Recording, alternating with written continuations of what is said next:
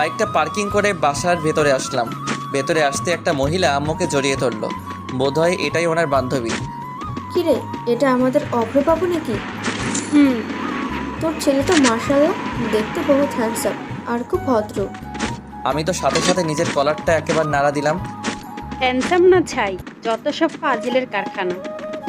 আহারে আহারে, আমার আম্মুডারে কেউ একটু বোঝা রে।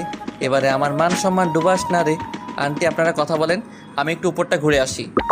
আরে, উপরের 2য় নাম্বারের ঘরটায় যাও, ওখানে আমার মেয়ে আছে। ওকে বললে ও তোমাকে বাসাটা ঘুরিয়ে দেখাবে। আমি আন্টির দেখানো রুমটায় গেলাম। গিয়ে দেখি একটা মেয়ে ল্যাপটপে কাজ করছে। আমি মেয়েটার কাছে গিয়ে, কেমন আছেন? আলহামদুলিল্লাহ ভালো। তুমি কেমন আছো? আমি ভালো আছি। মেয়েটি এবার ল্যাপটপটা সরিয়ে, এই আমার রুমে কে? মেয়েটি আমার দিকে তাকাতেই আমি অবাক। তুই আমার রুমে, তোকে এই বাড়িতে ঢুকতে কে দিয়েছে? আরে কে আবার? আমার শাশুড়ি আম্মা। আম্মু, আম্মু। এবার আন্টি আর আম্মুর ডাক শুনে উপরে চলে আসে। কিরে মা, কেন ডাকছিস?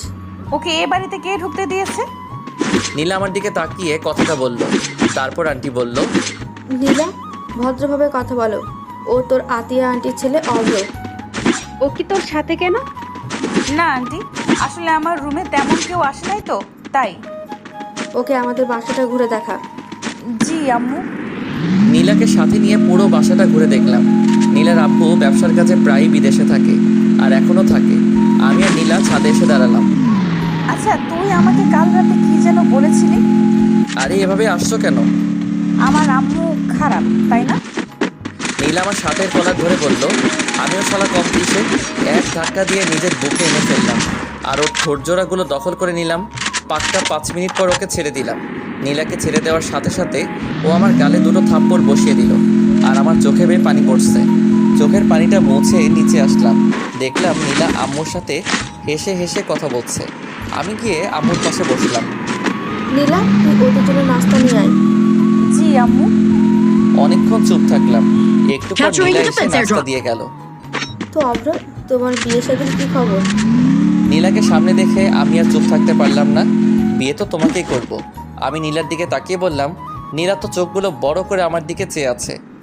কাকে তুই বিয়ে করবি? আরে আম্মু, তোমাকে বললাম না? সত্যি তুই? নীলা আর আন্টি আমার দিকে চেয়ে আছে। আরে দূর, তোমরা মা ছেলে কথা বুঝলে হবে নাকি? আমাদের তো বুঝতে হবে মেয়েটা কে। নীলা? নীলা তো অবাকের শেষ পর্যায়ে। আরে, আমার মেয়ের নামও তো নীলা। তখন আন্টির মেয়েকে বললাম, আপনার নাম নীলা? জি।